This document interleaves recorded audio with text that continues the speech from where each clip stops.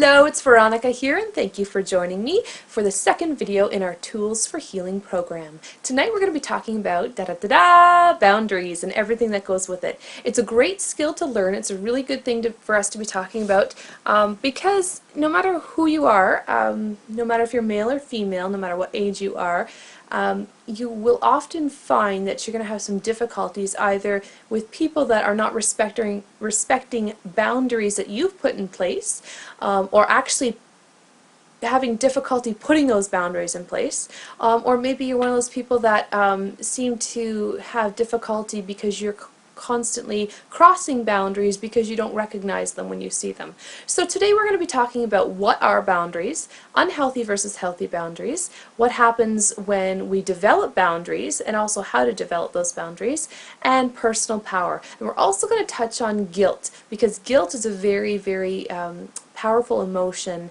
associated with boundaries that really affects everything. So we're going to talk all about that. So let's get started. What are boundaries? So boundaries are like an invisible fence that we put around ourselves to keep us safe from either people or things that may hurt us physically, emotionally, or sexually. And it's kind of interesting because you can have those people that are over here at the one extreme where they have no boundaries. They are the yes man, or they're the people we consider to be like a doormat. Or we have the people on this side that are very, very rigid and almost aggressive in their rigidness, almost rude. They tend to have personal problems in their relationships as well because they're constantly saying no, no, no, no, no. So, and then you have those people that swing back and forth between the two. And what this is all about healthy boundaries, is all about really finding that balance. So you don't want to have too many yeses, you don't want to have too many no's, and you really need to be able to nurture yourself and consider your own needs while setting boundaries, and that's what boundaries are all about. So healthy boundaries. So healthy boundaries mean that you can say no without feeling guilty, apologizing, or changing your mind. And you know, I have this little story about high school. There was this guy and girl I knew that they were dating, and they were completely incompatible. So the guy, he would, over the weekend or something, he would break up with her on the phone, or in a note or something like that. This was the days before email, so I'm dating myself. But yeah, so he would break up with her like that, and then Monday would come around and he was like, oh crap, I have to go see her and face her. And so when he would see her, he would say, oh, I didn't mean what I said. We're still going out, we're good, right? And it was the weirdest thing because he had set the boundary over the weekend, but when he saw her, he couldn't maintain that boundary. So, so having a healthy boundary means that you can say no without feeling guilty, apologizing, or changing your mind. You can also take care of and protect yourself. You learn to meet your own needs, which is very important. Notice I didn't say wants, I said needs. I mean, wants, it's in there too, but specifically taking care of our own needs is really important, and that we can stand by our own values and decisions. And actually, a funny thing about that, my very first boyfriend, I just thought he was everything that was good in the world at the time. And the funny thing was, there was this age difference between us. So he was the older man, and I was the very, you know, young, inexperienced little girl, right? I was insecure, and I didn't, because of this insecurity, I did not, I just sort of went along with everything that he said. And I was just, you know, I didn't stand up to him, and I didn't voice my own opinion if it was different than his, and that's not a good sign. It's never good in a relationship, but I was young at the time, and it's just not a good sign of a healthy boundary. So it's really important to have that and to be able to voice your opinions without having somebody attack you for that. So unhealthy boundaries might mean that you have a false sense of security, that you are unable to experience true communication in close relationships, just like what I had said in that. and that you might be open to being hurt and used by others if you're that yes man, or the type that we consider to be like a doormat. Or that if you're that rigid type, that you might feel like you're unable to trust people. You will be prone to loneliness, or you won't be able to say no even if you really want to. So, so those are just a few signs of what unhealthy boundaries are. When do we develop boundaries or learn how to start setting boundaries? Well, for all you parents out there, you know that really, really annoying age where it's around 18 months, I think, is when it starts, where a child develops, they learn the word no, and they start using that word no matter what it is that you say to them, it's no. And no matter what it is that you ask them if they want to do this, or you ask them to do this, and it's no. So that is actually the first point when we start learning how to set boundaries. And what's interesting about that is that the child has learned that there is power, that they actually get empowered when they use the word no. There's a reaction that takes place, and they enjoy that. So they will use that word over and over and over again so that they can learn all about boundaries and learn their own personal power. So once you recognize that, it's really interesting to actually deal with a toddler who is saying no, no, no, and stuck in that no stage, because it's not entirely negative. So anyways, so all about defining boundaries. So we talked about how they were like an invisible fence around us,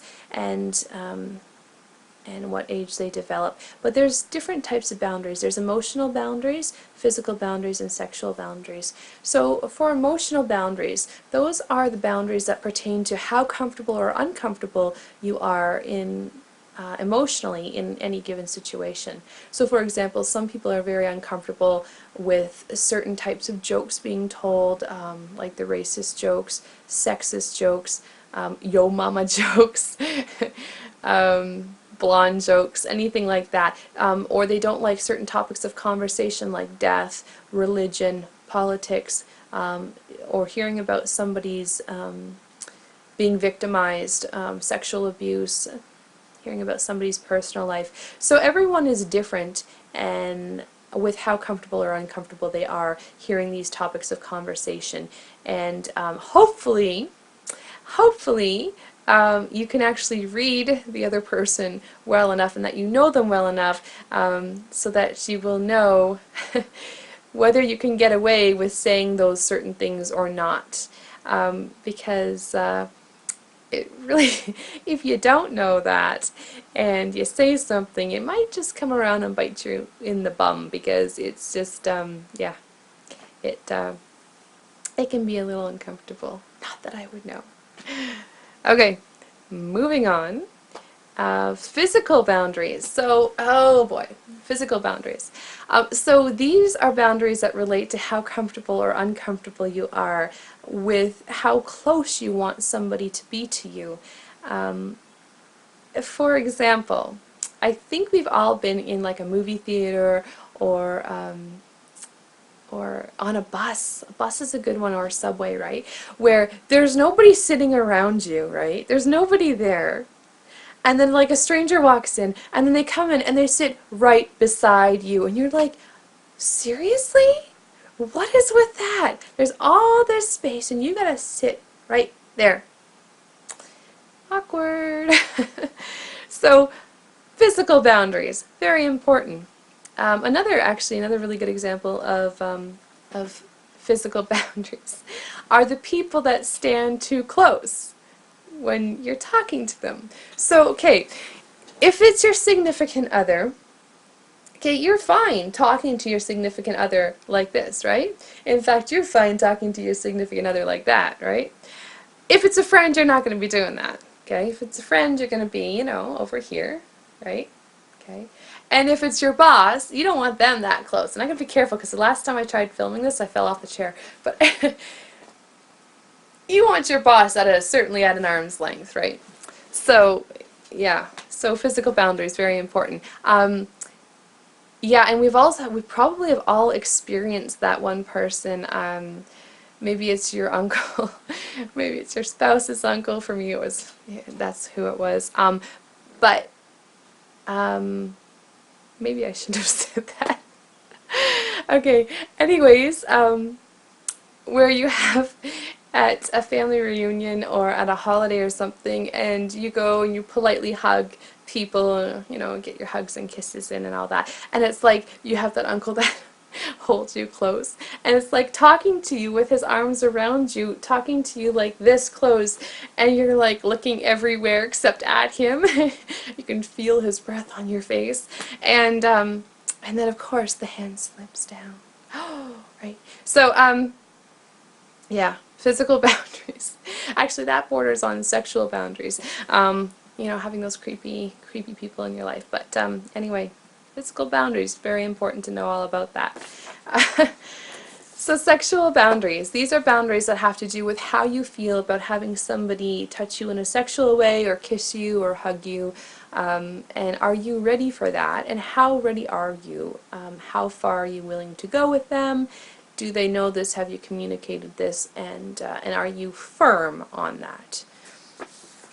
So it's really important that if you haven't discussed this, or if you haven't thought about it, that you really give it some thought, because there's all kinds of people out there that will either take advantage and push things, or there's the people out there that that aren't able to read cues very well, and that you might have to actually come right out and say, no thank you, because they're not catching the cues. And when we talk about cues, we're talking about nonverbal communication. So a person that's sitting there like this, further away, sitting back with their arms crossed, and they have this closed posture, not so interested. They're not open to have things progress. If somebody has rather open posture, or they're sitting there like this, nice and close, right? Listening intently, that's a sign that they're a little bit more into you, right? And I know it seems simple, but there's a lot of people out there that don't get this. And in fact, with the way things are now, with all the diagnoses that are out there, there's a lot of people like high-functioning Asperger's syndrome, where they're absolutely brilliant and beautiful people, and but reading social cues and nonverbal communication is not a strong point for them. So they might actually need you to say, oh, let's just do this, or whatever. And there's also there's one I had learned recently that was, it was a nonverbal communication learning disability, I think is what it was called, and it was in the DSM, and it's diagnosed as well. So lots of different people, and so it's also very important for you as well, to keep in mind when you're on a date, is this person into you? Do you think they're going to be ready if you lay a big wet one on them? And so what's the energy like in the room? What do they look like? What's their voice sound like? What's their face look like? So it's all about reading cues, and if you're not sure, just ask. There's something quite charming actually when somebody asks you if they can kiss you. Something very sexy about when they just go in for it, but it's not sexy if you don't want it. Okay, back to boundaries. So we talked a little bit about how there's a lot of different cues, and also about how there's going to be people where you have to spell it out for them. And that goes with anything. It goes with somebody that is asking you for too many favors. It goes for the people that are a little bit too close all the time, or the people that call you too often, the people that have very high expectations or demands of you. It's really important to actually communicate to them that this is the way it's gotta be. And if they don't like it, they're gonna leave you alone anyways. And so you know, the whole idea that saying to thine own self be true, it's very important, because otherwise if you have these very unhealthy boundaries and you let people cross boundaries without having without saying anything about it or doing anything about it, then they're going to continue to be disrespectful of what you want, and then you're going to become resentful. So, very important. So what's next? So what happens when we start developing boundaries and enforcing boundaries? Well, it's not all positive. In fact, there's some negative things that happen. So when we learn to have boundaries, people will often test us to see if we're serious. They're going to push that limit, push the limit, push the limit to see how serious we are, see if they can change our minds. But it's really important to stay firm on those boundaries. And often people don't like it, so they will use guilt. Now, we're going to pause right there. Guilt. What is guilt? Guilt is a very, very, very powerful tool that people use on others. And then if you're feeling guilty, it's a very powerful emotion as well, because it can get us to change our minds. It can get us to do and say and feel things that we wouldn't typically do or say or feel. So it's a really, really important thing to look at. And we're going to actually peel back the layers on guilt for a minute and just sort of identify, what is guilt? Well, you have two people, okay? One person gets what they want. The other person is not getting what they want. They're not happy. So, when the person that's not happy starts guilting the person that is happy, okay, what they're doing is they are using guilt as a defense mechanism in a way, or as a tool, to get this happy person to feel sorry for them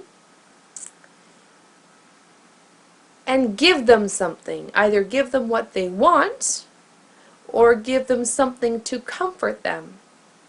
So it's really important to be able to recognize that, so that when you're in that situation where somebody is trying to throw a guilt trip on you, so that you can actually recognize that they're in pain, or they're not happy, and they're looking for comfort, and you can sort of redirect that into a healthier form, so that you can suggest something else that might give them comfort versus having them lay a guilt trip on you, right? And ultimately, when you say no to somebody, they'll live. They will live. Or they'll find somebody else to meet their needs. Hopefully they'll meet their needs themselves. So, next thing. So, all about when we do start having boundaries, that's what we were talking about, how some people will test the limits, some people won't like it, so they'll use guilt trips on us. And when we say no, there's some people that just will not hear that no matter what. And that's a sign that they're trying to control you in some way. I've had people in my life try and do that, where you say something and they just will not accept it. You're like, how can you not accept that? You don't have a choice in the matter. Anyways, people. Life's interesting, isn't it? And what's good about having these boundaries, and also about not only setting boundaries and maintaining those boundaries, is that in the end we are less resentful ourselves, because our needs are being met. Whereas when we're with somebody who takes and takes and takes and takes, we get very resentful. Actually, there was this girl that I knew, and she was in a difficult situation, and she was just the sweetest, nicest girl, and I felt really bad for her. And one of the things I did is I tried to help her out in her situation. I thought, I'm going to be her friend when she really needs one at this point in her life. And so I started helping her out with this and that, and then instead of her being incredibly grateful for it, which she was grateful, don't get me wrong, but she just seemed to have more and more and more requests and demands of me, and I was trying to be a good Christian friend to her, and so I stepped up to the plate a little bit more.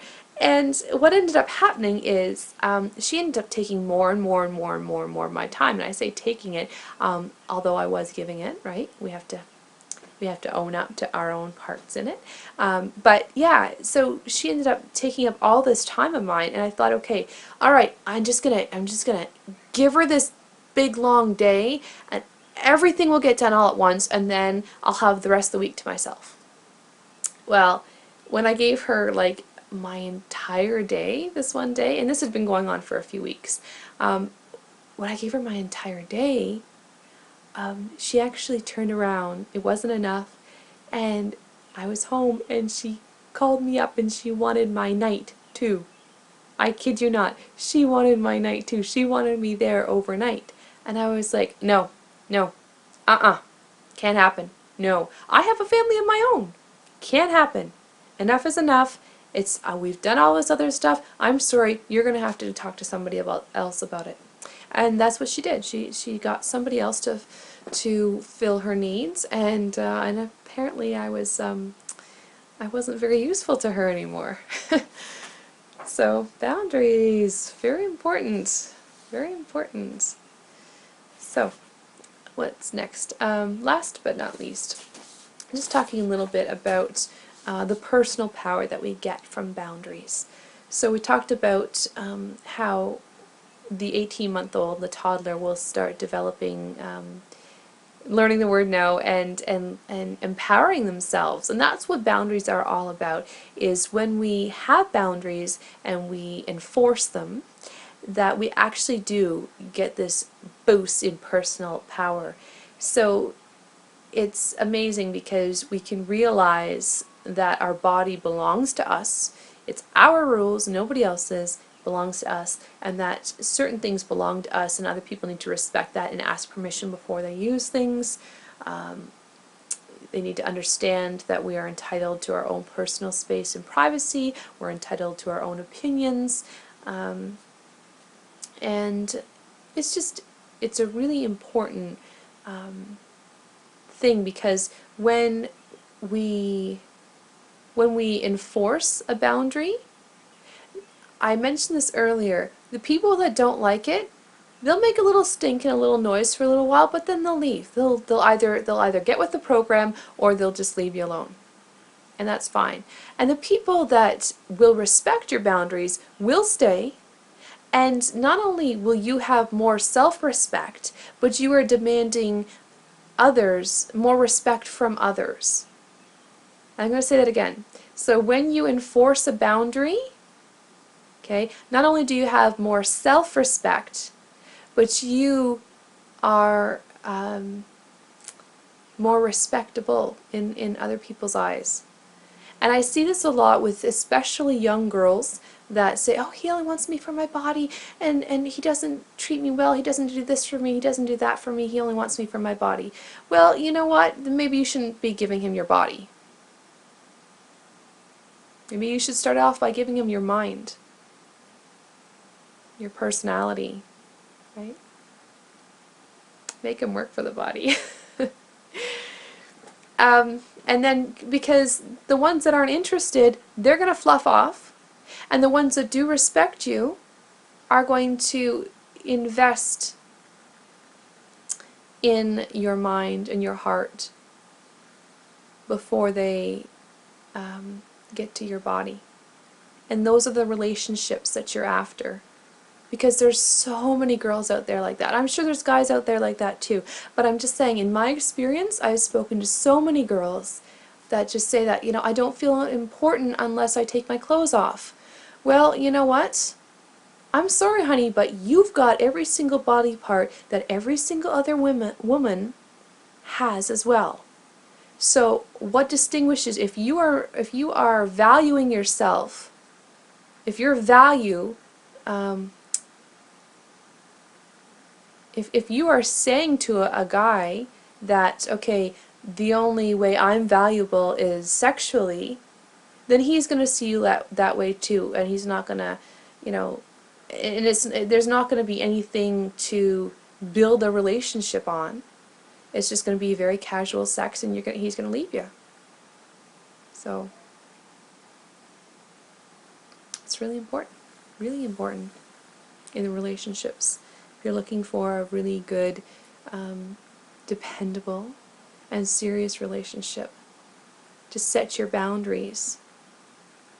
And then, you know what? Yeah, some people won't like that and they'll leave, but those are the ones that you don't want to begin with. So the ones that stay are going to be the keepers. So boundaries. Setting boundaries mean, in a nutshell, we're going to pull this all together now, that setting boundaries means that you do not allow yourself to be used, abused, or hurt by others or yourself. You are worth protecting and taking care of. I'm going to say that one more time. You are worth protecting and taking care of. Thank you for joining me. Lots of love and light as you go on into your week, and hopefully we'll see you next week with a new video. Bye now.